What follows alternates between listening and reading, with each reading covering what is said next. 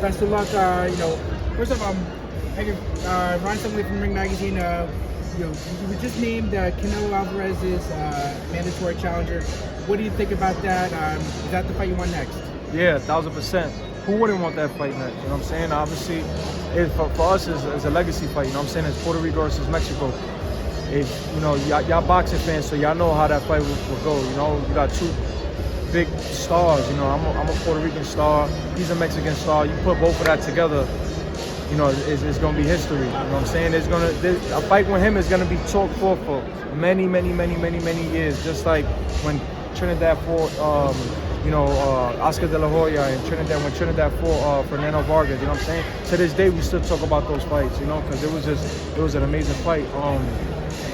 I'm excited. I'm happy. You know, I want to thank my Lord and Savior Jesus Christ for putting me in this position, for bringing me here. You know, without him, I wouldn't be here, man. And I'm just excited. You know, obviously Canelo is the boss.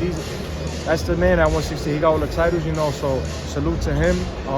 So depending on how next week goes, you know, I'm looking forward to doing it with him in September. What do you think about how that fight goes next week? I feel like Canelo should knock him out. You know, not taking that away from Munguia, but I just feel like Munguia is the type of guy, you know, he throws a lot of punches, got good conditioning. He just don't have no defense. His defense is taking punches. Like, that's his defense. He's like killing me. And I feel like I've seen him get hurt several times with one of my stablemates, Sergey Derevchenko. I heard him plenty of times. And Sergey's not a 168 fighter. He's a 154 pounder. And he's 5'7", 5'8". So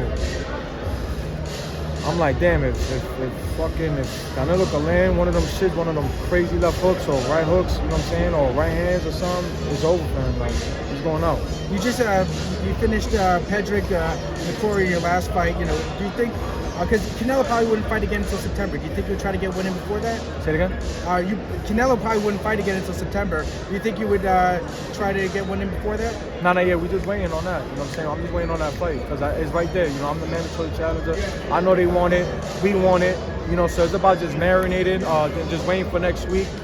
Listen, y'all don't understand what the type of marketing and the fight builder for me and him would be insane, bro. This shit's gonna be out of this world. You know, I'm a star. You know, I'm really a star. I sell tickets and I can fight. You know, and I want to do this shit for Puerto Rico. And I want to become the first Puerto Rican, you know, undisputed male figure. You know, Serrano did it, male figure. You know, to bring back all the titles of Puerto Rico. How do you think a fight with you and Canelo would go? I'm not gonna lie, for real, I feel like that shit not going the distance. You know what I'm saying? Like, you know me, I'm going out on my shield, and I'm going in there to hurt him. I'm going in there, you know, obviously to do my thing, you know. But you know, you gotta, you know, like I said, take your hat off to him. You know, he's a legendary fighter. So obviously, I gotta go in there on my P's and Q's, and my IQ has to jump from here to up here because he's been in there with the best. You know what I'm saying? So I gotta just go in there and do my thing. I know I got the perfect style for him. You know what I'm saying? I can take a punch, I can give a punch, but I got great defense, I got great legs, you know, so I just got to marinate everything together and that should be a great fight. You know, you mentioned Puerto Rico needs to start, you know, New York needs to start too. New York is another place that has always had a great boxing tradition. How important would it be not just to become a star from Puerto Rico, but also a star from New York? Yeah, it's amazing, bro. You know, this is the heart of everything, bro. You know, when any athlete or any celebrity comes to New York and they rep in New York, bro, it's gonna be hard. I feel like after this fight, bro, it's gonna be hard for me to walk out here in New York. You know, I know for sure I'm gonna have 100,000 people on top of me going crazy. You know what I'm saying? From here on, it's gonna be jets, you know, gold silk sheets, you know, and mansions, man. But yeah, man, I'm looking forward to it. You know, I would get your opinion on what's going on now in boxing. Turki Alalshikh is really bringing a lot of people together. It seems like a lot of the politics that were, preventing fights are disappearing. How do you feel about that? Money. That's all I gotta say. Money. If you know boxing, if you know the business behind, you know what I'm saying, the business side of boxing is about money, bro. And you see, once they came with the bag, and these billionaires came from Saudi and said, listen, I want to hear nothing. Y'all all working together. And I got the bag. Once they short the money, is over. That's it. There's no talking. There's no, nah, we can't work. Nah, the bag is there. So at the end of the day, that's what money does. You know what I'm saying? It puts people together. And, you know, I'm thankful for them, you know, for coming into this boxing world. You know, I didn't expect that at all because it was so, like, I could say, like, low-key. You know, and this dude came in and he just took over. You know what I'm saying? Like, he's just making stuff happen that's just out of this world that it's just crazy, bro, how the boxing world is transitioning, you know what I'm saying? And I'm glad to be in this generation where I can experience it. Last, just want to ask you, Terence Crawford, his trainer says that he thinks that Crawford can go up to 160, 168. You're a 168 guy. You're looking at him. You think that that's a guy who physically can compete at 168? But it's not. He's too small. He's too small. I mean, I know Terence Crawford. His mindset is on a different level, you know what I'm saying? As he should, you know what I'm saying? Just like when David defeated Goliath, you know what I'm saying? Like, he has that type of mindset, you know what I'm saying? Like me, that's how I think. I fuck around and go up to 200, you know what I'm saying? For real, like I've done spars with heavyweight, so if I want to go up to 200, I could do it. I know I could do it. I got the power for it. So I know it's his mindset, you know what I'm saying? That he wants to, you know, he feel like he could jump up those weight classes, and if he feels like that, then he could, you know what I'm saying? But I respect him for sure.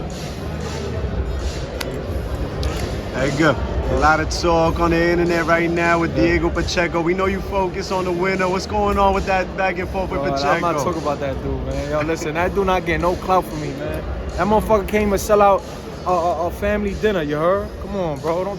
I want to talk. I tweeted about him because I seen he said something about me, and that shit went crazy, and I was giving that nigga mad clout. I'm not even trying to get that kid clout, bro. Then you got Rosado. You got Rosado in there also still calling. What's going on with that? Nah, Rosado, we squashed it, you heard? That's my boy, man.